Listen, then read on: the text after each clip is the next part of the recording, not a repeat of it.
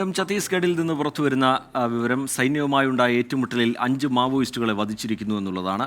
മേഖലയിൽ തെരച്ചിൽ തുടരുകയാണ്. അച്യുതൻ ഏറ്റവും പുതിയ വിവരങ്ങളുമായി നമുക്കൊപ്പം ഡൽഹിയിൽ നിന്ന് ചേരുന്നുണ്ട്. അച്യുതൻ, എന്താണ് വിവരങ്ങൾ? ഏത് മേഖലയിലാണ് ഏറ്റുമുട്ടൽ ഉണ്ടായിരിക്കുന്നത്? വിവരങ്ങൾ എന്താണ്? പുതിയ വിവരങ്ങൾ എന്താണ് അച്യുതൻ? റിജിത്ത്, ഇന്ന് രാവിലെയോട് കൂടിയാണ് ബിജാപൂർ ജില്ലയിലെ നാഷണൽ പാർക്കിനോട് ചേർന്ന വനമേഖലയിൽ ഈ മാവോയിസ്റ്റുകളുടെ സാന്നിധ്യം സുരക്ഷാ സേന തിരിച്ചറിയുകയും ഇതുമായി ബന്ധപ്പെട്ട ഒരു തെരച്ചിൽ സുരക്ഷാ സേന നടത്തിയിരുന്നു. ഈ തെരച്ചിലിനിടയിലാണ് സുരക്ഷാ സേനയ്ക്ക് നേരെ വെടിവയ്പുണ്ടായത്. അതിനെ തുടർന്ന് സുരക്ഷാ സേനയും ഇതുമായി ബന്ധപ്പെട്ട സൈനിക നടപടി സ്വീകരിക്കുകയുണ്ടായി. ഇതുവരെ 5 മാവോയിസ്റ്റുകളെ വധിച്ചതായാണ് ലഭിക്കുന്ന വിവരങ്ങൾ.